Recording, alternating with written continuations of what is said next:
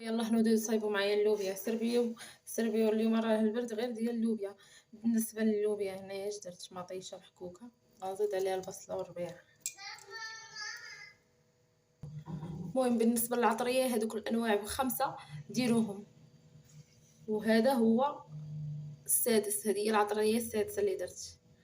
هذا هو باش كتجي زوينه اللوبيا، شويه القرفه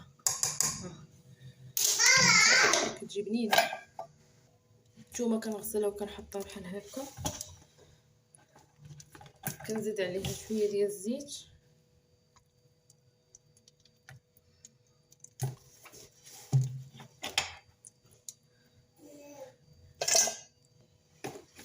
صافي وكنغويو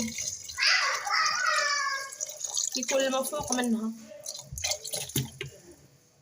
المهم راه حتى كطيب عاد كنزيد واحد شويه من الفوق ديال الكمون، صافي غنسد عليها وندير الطيب.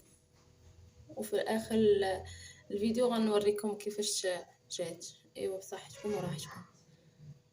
هاد الطريقه زوينه بزاف وكتجي لذيذه، ايوا جربوها ما خاسرين والو.